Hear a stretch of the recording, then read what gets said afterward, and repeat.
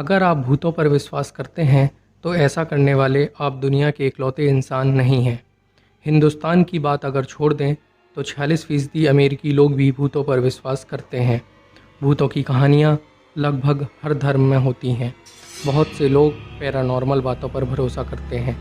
कुछ लोग मौत के बाद की ज़िंदगी में विश्वास करते हैं। कुछ सो कॉल्ड तांत्रिक और बाबा लोग आत्माओं से बात करने का दावा भी करते हैं। वैज्ञानिक भी दंग रह जाते हैं जब आश्चर्यजनक तरीके से घर के दरवाजे खुल जाएं या बंद हो जाएं। लोगों को मृत व्यक्ति दिखाई देते हैं, सुनाई देते हैं, डरावनी परछाइयाँ दिखाई देती हैं। ये सब इतना अजीब होता है कि इन बातों पर विश्वास करना मुश्किल है। लेकिन जिन लोगों के साथ ये घटनाएं होती हैं उनके लिए यह सब एक डरावना सच है। तो क्या भूत सच में होते हैं? दोस्तों, सोशियोलॉजिस्ट डेनिस एंड मिशेल ने साल 2016 में एक किताब लिखी थी, ghostly encounters the hunting of everyday life. इसमें उनके द्वारा बहुत से लोगों के भूतों के अनुभवों का साझा किया गया था। इसमें से कई लोगों ने अपने अनुभवों से बताया था कि जो उनके साथ घटित हुआ है वो बिल्कुल वैसा नहीं है जैसा कि वो भूतों के बारे में सोचते हैं या जानते हैं, परंतु जो कुछ भी उनके साथ हुआ था वो काफ़ी डरावना और रहस्यमयी था।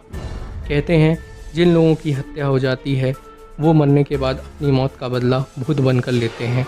कोई व्यक्ति अगर आकस्मिक ढंग से मर जाए तो उसकी आत्मा भी भटकती रहती है। कुछ तांत्रिक या बाबा भूत को अपनी शक्तियों से भगाने या बस में करने का दावा करते हैं। वहीं कुछ लोग वैज्ञानिक ढंग से भी भूतों पर रिसर्च कर रहे हैं। उनके द्वारा भूतों को समझने के लिए जो उपकरण उपयोग में लाए जा रहे हैं वो भी वैज्ञानिक तरीके से बनाए गए हैं, जैसे कि electromagnetic field detectors, iron detectors, electromagnetic camera, infrared camera, sensitive microphones. और इन उपकरणों के माध्यम से वो भूत या कुछ रहस्यमयी ताकत होने का दावा भी करते हैं। महान वैज्ञानिक अल्बर्ट आइंस्टीन ने भूतों की मौजूदगी पर आधुनिक फिजिक्स में एक थ्योरी दी थी।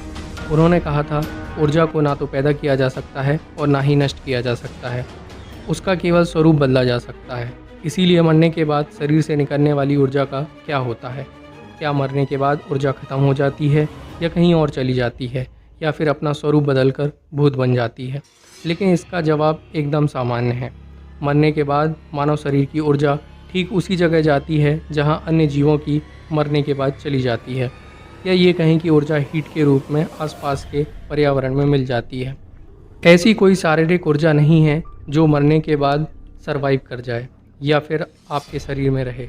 इसे कोई भी भूत पकड़ने वाला ओझा, तांत्रिक या घोस्ट हंटर ना देख सकता है ना रोक सकता है। ऐसे लोग खुद को सुपर नेचुरल मान लेते हैं। ये जानबूझकर ऐसा ड्रामा करते हैं जैसे इन्होंने भूत को देखा हो या उसे पकड़ लिया हो, क्योंकि किसी शरीर से निकलने वाली ऊर्जा इस ब्रह्मांड में इतनी छोटी और कम मात्रा में होती है कि वो पकड़ में नहीं आती। ऐसी ऊर्जाओं की हमारे पर्यावरण में भी कोई कमी नहीं है। अब तो स्मार्टफोन्स में भी घोस्ट ऐप आ गए हैं जिनके ज़रिए आप डरावनी तस्वीरें तैयार कर सकते हैं, उन्हें सोशल मीडिया पर डाल सकते हैं। इनसे आप एक काल्पनिक कहानी को असली घटना बताकर पेश कर सकते हैं, जिससे भूतों पर भरोसा और बढ़ जाता है। लेकिन वैज्ञानिक तरीके से रिसर्च करने पर इसका खुलासा हो जाता है कि आपने एक ऐप से भूतों के बारे में कोई इमेज बनाई है या फिर लोगों को डराने की कोशिश करी है। वर्तमान में वैज्ञानिकों का मानना है कि फ़िलहाल ऐसी कोई तकनीक है ही नहीं जिससे भूतों की मौजूदगी या उनके आकार व्यवहार का पता किया जा सके। लेकिन सवाल ये भी उठता है कि अक्सर लोगों के फ़ोटोग्राफ्स या वीडियो में पीछे से भागते, मुस्कुराते, झांकते, डरते भूत देखे जाते हैं। शायद ये सब इन्हीं घोस्ट ऐप्स या फिर किसी अन्य कंप्यूटर ग्राफिक्स की मदद से तैयार किया जाता है। भूत असल में होते हैं या नहीं, ये सिर्फ ऊर्जा होते हैं या फिर कुछ और, इसे लेकर वैज्ञानिक तौर पर कुछ भी नहीं खोजा गया है। इनके लिए नियंत्रित माहौल में प्रयोग करने की ज़रूरत है, लेकिन उन लोगों की मदद की ज़रूरत बिल्कुल भी नहीं है जो खुद को घोस्ट हंटर, ओझा, तांत्रिक कहकर लोगों को बेवकूफ़ बनाते हैं। लाखों तस्वीरों, वीडियो और ऑडियो होने के बावजूद आज तक घोस्ट हंटर्स इन्हें पकड़ या देख नहीं पाए हैं। इसके पीछे दो वजह हो सकती हैं। पहली कि भूत होते नहीं हैं, ये सिर्फ लोगों के दिमाग का वहम है।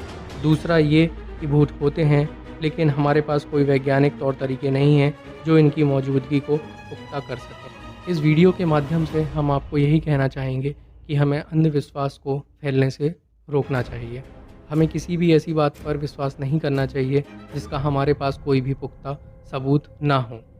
क्योंकि अगर हम किसी अंधविश्वास में विश्वास करते हैं तो यह लोगों में भी फैलता है और हमें कोई भी ऐसी बात को फैलाना नहीं चाहिए जिसके पीछे कोई भी वैज्ञानिक आधार ना हो, क्योंकि यह हमारे आत्मविश्वास में कमी करता है और हम इन्हीं चीज़ों में उलझे रहते हैं। हमें कोशिश करनी चाहिए कि हम उन्हीं बातों पर विश्वास करें जिनका कोई वैज्ञानिक ढंग हो या जिसे मानने से या जानने से हमें कोई विशेष फ़ायदा हो, इस मानव जाति को कोई फ़ायदा हो। इसीलिए दोस्तों, हमें ऐसे किसी ओझा, तांत्रिक या किसी घोस्ट हंटर पर विश्वास नहीं करना चाहिए। हमें सदैव अच्छी बातें और पॉजिटिव विचारों के बारे में ही सोचना चाहिए। धन्यवाद।